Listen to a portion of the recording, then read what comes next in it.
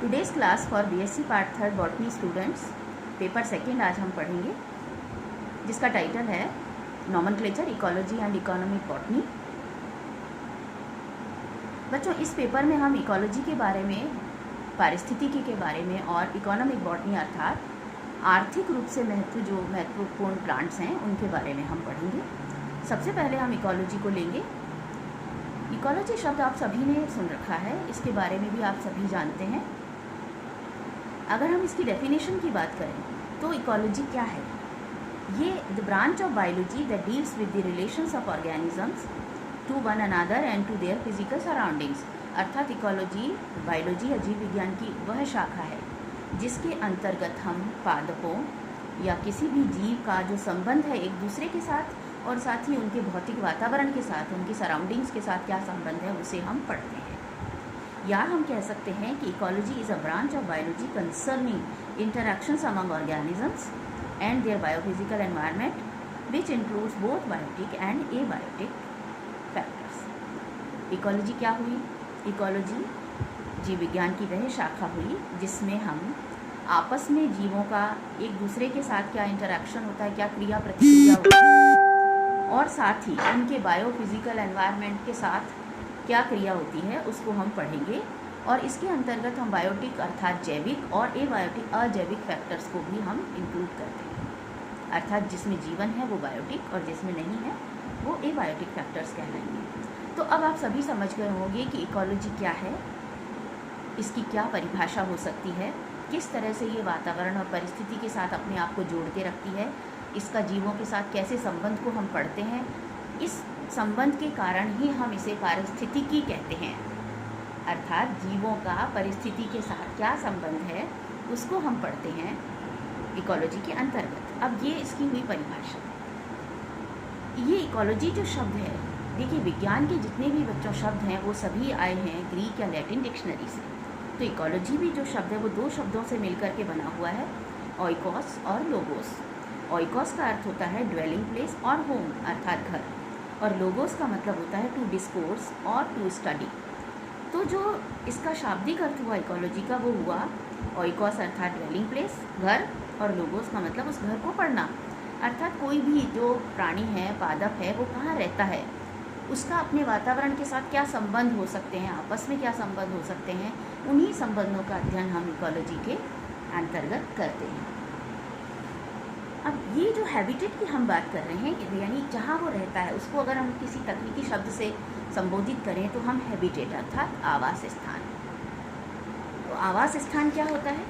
आवास स्थान होता है एक ऐसा area, is an area where an organism naturally lives.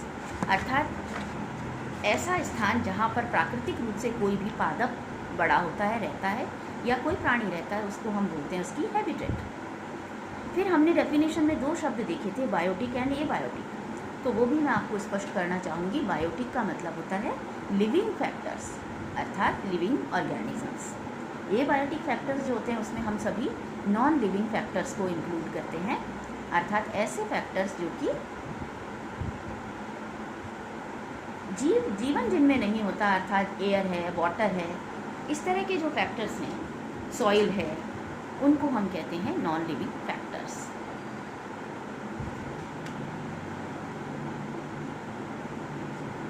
इसमें हम आज पढ़ेंगे बायोस्फीयर आगे कि किस प्रकार से हम इकोलॉजी को किन किन उसमें पढ़ सकते हैं बिंदुओं के आधार पर, या उनके स्टेप्स क्या होंगे। अब वातावरण है, उसमें जीव रहता है, तो जीव को हम और वातावरण को किस किस टर्म्स से हम परिभाषित करते हैं। तो अगर हम इस प्लैनेट की बात करें, जिस ग्रह पर हम रहते हैं, या ग्लोबली अगर हम बात करें तो हम कहेंगे उस पूरे ग्लोब को हम बायोस्फीयर के नाम से जान सकते हैं या बुला सकते हैं। तो बायोस्फीयर एक बहुत बड़ी यूनिट हो गई जिसमें हमारा पूरा प्लैनेट आ गया, और उसके अंतर्गत रहने वाले बायोटिक और नॉन बायोटिक जितने फैक्टर्स हैं वो सब हम इसमें इंक्लूड करते हैं। उसके बाद दूसरा है, इससे छोटी जो यूनिट है, दैट इज़ इकोसिस्टम। इस वर्ड से भी हम सभी वाकिफ़ हैं। इकोसिस्टम क्या शब्द होता है? जिसमें कि बहुत सारी कम्युनिटीज़ रहती हैं। इकोसिस्टम की अगर हम परिभाषा की बात करें तो देखिए, आप देख रहे हैं ecosystem a biological community of interacting organisms and their physical environment. अर्थात एक ऐसी जैविक समुदाय जो कि जिसमें आपस में ऑर्गेनिजम्स एक दूसरे से इंटरेक्ट कर रहे हैं और साथ ही अपने भौतिक वातावरण के साथ उनका क्या इंटरेक्शन है, क्या क्रिया प्रतिक्रिया है, उसकी हम यहाँ बात करेंगे। या हम कह सकते हैं made up of all the communities that live in it. What is ecosystem? Ecosystem एक ऐसी है सिस्टम जिसमें कि बहुत सारी कम्युनिटीज़ आपस में मिलजुल करके रहती हैं, उसको हम इकोसिस्टम के नाम से जानते हैं। फिर हम बात करें कम्युनिटी की, तो एक बायोस्फीयर में बहुत सारे इकोसिस्टम्स होते हैं। नाम आपने सुना होगा एक्वाटिक इकोसिस्टम अर्थात जलीय पारिस्थितिकी तंत्र, टेरेस्ट्रियल मरुस्थलीय, इस तरह के बहुत सारे शब्द आपने सुने होंगे। तो एक बायोस्फीयर में बहुत सारे इकोसिस्टम्स आपको मिलेंगे। फिर बात करें हम कम्युनिटी की, तो एक इकोसिस्टम में बहुत सारी कम्युनिटीज़ होंगी। अब ये कम्युनिटी या समुदाय को आप कैसे परिभाषित करेंगे? तो कम्युनिटी क्या होगी? All the organisms of all species, सभी जातियों के जो ऑर्गेनिज्म होंगे एक जगह पर रहने वाले, उसको हम कम्युनिटी के नाम से जानते हैं। तो एक बायोस्फीयर में बहुत सारे इकोसिस्टम हुए, एक इकोसिस्टम में बहुत सारी कम्युनिटीज़ रहती हैं, और एक कम्युनिटी में बहुत सारी पॉपुलेशन। पॉपुलेशन की आप क्या परिभाषा देंगे? पॉपुलेशन का अर्थ होता है एक ही प्रकार के, यानी एक ही प्रजाति के बहुत सारे जो इंडिविजुअल्स होते हैं उन सबको मिला के हम बोलते हैं पॉपुलेशन।